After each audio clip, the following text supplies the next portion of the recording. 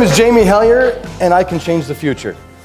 I want to have everybody, if you can and you are able, please go ahead and stand up for one quick second and repeat after me. Good morning, opportunity. Good morning, opportunity. Okay, you can sit down now. All right. I was asked a question here, does good behavior mean student engagement? And when I think of good behavior, yes, we do want our students to behave, but we also want them to be engaged.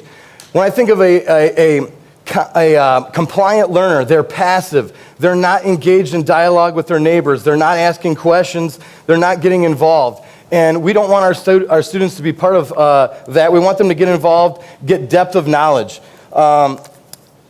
One of the examples that I have, when I first started teaching so many years ago, I was checking on my students in their literacy centers.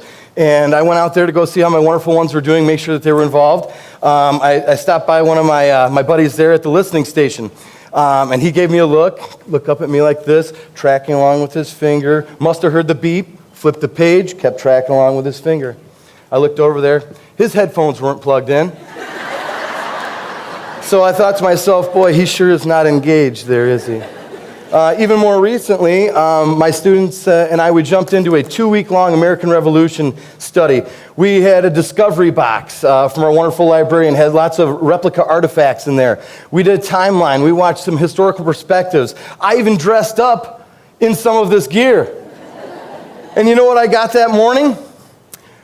You forgot your eye patch, Mr. Hellyer. I said, I'm not a pirate. I'm Paul Revere, one of the Sons of Liberty.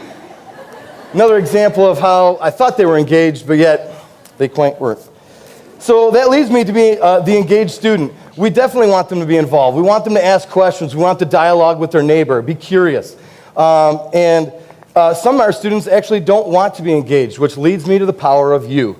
You can be that catalyst for change. You can go ahead and encourage them to go ahead and get involved and to ask questions and to dream big.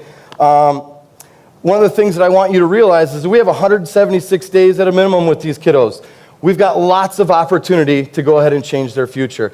Remember, it's okay to fail. I'd like you to take a quick look at this document here. This is brought up to me by one of my wonderful colleagues here. It says the first attempt in learning, and I really hope that everybody feels that way, that to fail is really just your first attempt in learning.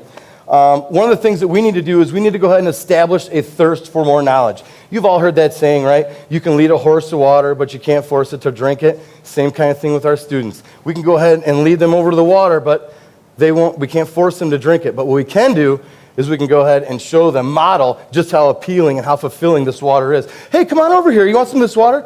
Oh my gosh, this is a game changer. Have you ever tried this? Come on over here. And again, just the same as if it was a baby, you were trying to feed a baby, newborn baby, right? You take a little bite and they're like, I don't want it. No, but it's really good. Try it out. And they're like, wait a minute, you're not lying. Absolutely the power of engagement. I'm going to leave you with some quick quotes here at the end. I want you to know this, and I want you to tell your students this. It's not enough to simply exist. It's not enough to merely exist in life. You were meant for so much more. Make some moves. My dad told me something many moons ago. He said, you write the pages of your life each day. Fill up your pages. And believe it or not, you are a part of many pages of countless books of life. Think about how powerful that is. Life is not a dress rehearsal. You've got to get out there and take some action, maybe even stumble and fall. It's okay to fail. Last thing I want to challenge all of you is to take advantage of the opportunity that's in front of you. We're kind of like superheroes just in disguise, right? But the last thing I want you to realize is to seize the chances while you have them and to welcome each day with an attitude of good morning opportunity. Thank you.